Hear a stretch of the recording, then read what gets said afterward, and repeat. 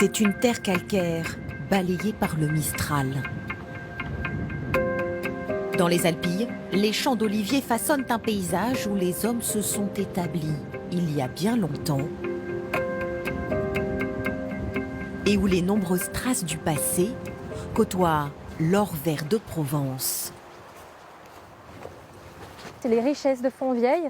On a à la fois du patrimoine culturel avec ses aqueducs romains et du patrimoine naturel avec ses oliviers. L'aqueduc de Barbegal, sur la commune de Fontvieille. Notre découverte des Alpilles débute à une dizaine de kilomètres d'Arles.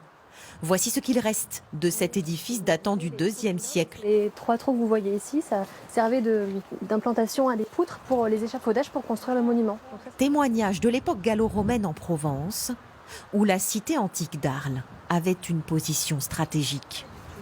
Les Romains, ils habitent la cité romaine d'Arles et ils viennent chercher l'eau dans les Alpilles. Ils utilisent aussi les Alpilles et les alentours pour implanter leurs fermes et leurs domaines agricoles. Les fermes, leur culture et évidemment leur alimentation. C'est sans doute les Romains qui ont apporté cette culture de l'olivier. On n'a pas énormément d'informations sur l'époque antérieure aux Romains sur la culture de l'olive. On sait que ça va exploser avec l'arrivée de la culture à la romaine.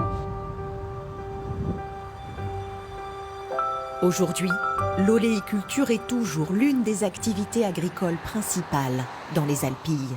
On est au cœur du verger avec les oliviers qui ont été plantés par mon grand-père, donc après le gel de 56. Donc c'est les plus anciens. Laurent Bellorger a repris l'exploitation familiale. Là, on voit quelques olives. On est dans la période où ils se reposent. On a terminé la récolte, il fait froid, la sève est redescendue. 35 hectares d'oliviers au cœur de la vallée des Baux de Provence, appellation d'origine protégée pour la production d'une huile d'olive issue de plusieurs variétés. C'est un arbre qui est vraiment associé à la vallée des Baux. Il a toujours été là. Il trouve un climat avec le Mistral et avec le terroir qui lui conviennent bien. 600 000 oliviers cultivés sur 2000 hectares dans les Alpilles. L'huile d'olive de la vallée des Baux représente plus de 10% de la production nationale. Et pour mieux découvrir ce trésor, c'est au moulin à huile qu'il faut se rendre, où la dernière opération de filtrage est en cours, ultime étape. C'est un peu comme un accouchement, hein, donc c'est une année d'attente. Pour créer l'huile d'olive millésime 2021. C'est des arômes d'herbes fraîches, d'amandes, d'artichauts. Il faut 6-7 kilos d'olive pour faire 1 litre d'huile. Et donc c'est un produit qui est quand même assez rare. Précieux aussi par son goût unique qui attire les consommateurs, parfois de très loin. Une fois par année, on vient ici pour acheter de l'huile, pour emporter en Suisse. Lui n'a que quelques centaines de mètres à parcourir. Bonjour, ça va vous? Brandon Dehaene est chef pâtissier à l'Ousto de Beaumanière, au Baux de Provence. Restaurant 3 étoiles au Michelin. Ce jour-là, il vient goûter l'huile nouvelle. Une belle rondeur quand même. Même si c'est vif, il y a quand même une belle rondeur au niveau du palais. Moi, ce que j'aime bien, c'est quand ça vient chatouiller un peu au niveau du fond. Là. Oui. Ça, j'aime bien parce que... On est sur le pissenlit. Ouais, le jardin, l'herbe fraîche, hein, ça c'est sûr. À 26 ans et originaire du Nord, le jeune pâtissier s'est totalement imprégné de cette Provence. La Beaumanière, c'est une institution depuis près de 75 ans. En cuisine, le jeune chef étoilé va créer des recettes avec la nouvelle huile d'olive. Donc l'huile, on va la rajouter à la fin comme ça, un tout petit peu. C'est un ingrédient qu'il utilise régulièrement dans les desserts. On n'est pas forcément habitué à ce goût, donc c'est vrai qu'on apprend à le découvrir quand on arrive dans le milieu des Baux de Provence.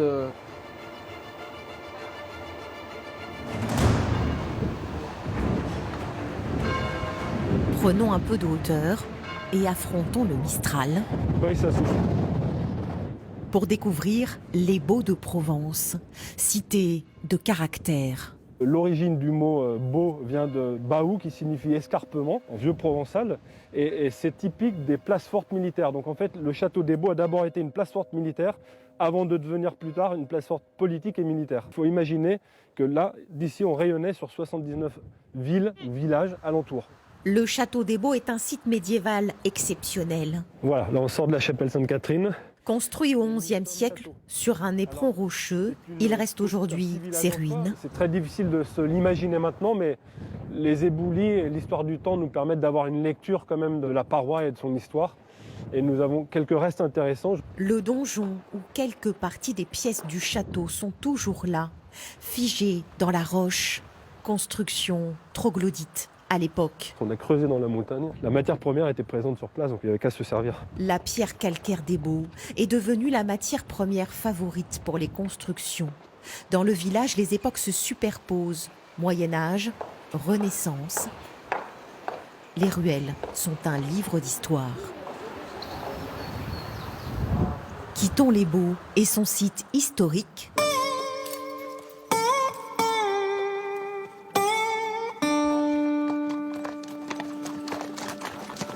Attention à la tête pour les branches. Pour Mossane et sa campagne bucolique. Et là, admirez la vallée familiale avec les oliviers et le ranch en plein cœur. Comme partout dans les Alpilles, les oliviers ne sont jamais bien loin. Sébastien Roman y est presque né, issu d'une famille d'oléiculteurs. Mais lui s'est passionné très vite pour les paysages et leur découverte à cheval. On sort de la propriété familiale et on va rentrer dans les terres, on va dire, un petit peu plus sauvages. Il faut savoir que le cœur des Alpilles, c'est 40 000 hectares de nature, on va dire, qui appartiennent encore aux animaux. Car nous sommes dans un site préservé, parc naturel régional, où les sentiers offrent d'étonnants points de vue sur la chaîne des Alpilles.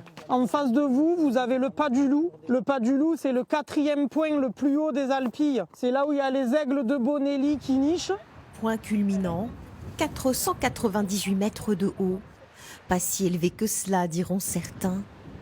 Mais les Alpilles, ce sont surtout ces falaises.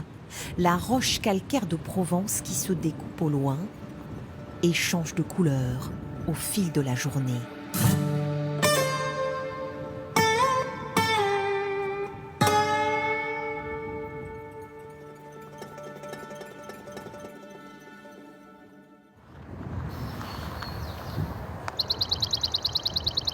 Au petit matin, suite de notre voyage dans les Alpilles, au départ de Saint-Rémy de Provence. Voici Glanum. Ce site, nous le savons, est occupé depuis l'âge de bronze, 1500 avant notre ère. Cité antique qui a traversé les civilisations, les Gaulois, les Grecs, puis les Romains. On arrive dans cette rue et il y avait des temples. Là, je vous parlais de Marcus Agrippa, un proche de l'empereur Auguste. Eh bien, on voit un petit peu son nom là. Les temples, le forum, les thermes ou un quartier résidentiel, tous ces vestiges ont été mis au jour par des fouilles archéologiques lancées au début du XXe siècle. Aujourd'hui, le site de Glanum s'étend sur 2 hectares. Ici, le site archéologique que l'on visite, c'est le centre-ville de Glanum. C'est peut-être 1/5, peut-être 1/10, c'est juste une petite partie de la ville telle qu'elle devait être à son apogée, c'est-à-dire à la période romaine. Et permet surtout d'imaginer la vie dans ces maisons romaines. Là, nous passons un peu à travers les murs pour entrer. La première pièce, le lieu le plus important, c'est la cour intérieure, l'atrium, entouré de ces colonnes. Au centre duquel, de cette salle, il y a ce bassin qui est une réserve d'eau. Il faut imaginer que toutes les pièces autour de la cour intérieure n'ont pas de fenêtres vers l'extérieur. Et donc on a des décors en général très riches. Certains de ces décors ont été mis à l'abri et sont conservés ici, à Saint-Rémy de Provence, dans l'hôtel de Sade. Bonjour, bienvenue. Sculptures ou mosaïques mises au jour durant plusieurs décennies de fouilles à Glanum. C'est du carrelage de luxe. Ces maisons, dès le 1er siècle avant Jésus-Christ, donc bien avant la conquête romaine, on a ici un mode de vie méditerranéen à la romaine. Et les aristocrates gaulois qui contrôlent l'Est de Glanum s'étaient fait faire des demeures à l'italienne. On a les mêmes à Herculanum et à Pompéi à la même époque. Le motif, par exemple, de la chèvre, il renvoie à la mythologie, mais également à l'élevage très intensif qui avait lieu autour des Alpilles, notamment dans la plaine de la Crau.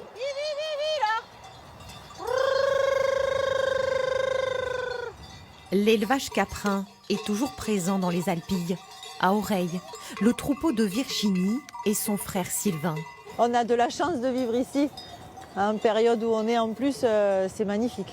Plusieurs dizaines de chèvres du Rove et alpines qui donneront dans quelques semaines du lait pour le fromage. Elles se nourrissent dans la garrigue. Des argelasses, des chênes kermès, du chêne vert, elles mangent tout ce qui est, tout ce qui pousse. Vocation tardive, car Virginie et son frère ont repris l'exploitation de leurs grands-parents il y a seulement 10 ans. Elle était coiffeuse, lui boucher. Un changement professionnel pour perpétuer une tradition familiale. C'était pas une grosse exploitation quand elle appartenait à nos grands-parents et c'est toujours pas une grosse exploitation. C'est content après. Ben oui. Oui, je pense qu'ils seraient contents. On espère. Voilà. De petites exploitations, c'est ce qui caractérise les Alpilles, où les activités humaines se sont finalement développées dans le respect des paysages. Magnifique, ouais, là c'est bien ouvert. Et de la biodiversité. Et en plus, on a une agriculture qui est assez respectueuse de l'environnement. On a beaucoup de cultures en agriculture biologique ou raisonnée. Donc, ce qui fait que ça préserve le cortège d'insectes et, in fine, toutes les espèces qui s'en nourrissent. Les falaises offrent aussi un habitat naturel très prisé pour de nombreux animaux. Plus de 200 espèces d'oiseaux sont recensées sur le territoire. On a beaucoup d'espèces protégées dans les Alpilles, mais il y en a qui ont vraiment un statut de conservation qui est assez inquiétant. Et l'aigle de Bonelli ou le vautour percnoptère, par exemple, sont en danger critique d'extinction dans la région Provence-Alpes-Côte d'Azur. Donc on a vraiment un enjeu à préserver. Et on travaille justement pour faire connaître les oiseaux qui sont justement là l'hiver et au printemps. C'est vraiment les trésors d'hiver de nos territoires. Sur 500 km², les trésors du parc des Alpilles qui attirent chaque année des milliers de visiteurs du monde entier. Ils viennent s'immerger dans ces paysages de Provence, découvrir cette identité et cette culture évidemment. Un patrimoine exceptionnel, façonné aussi par plus de 4000 ans de civilisation.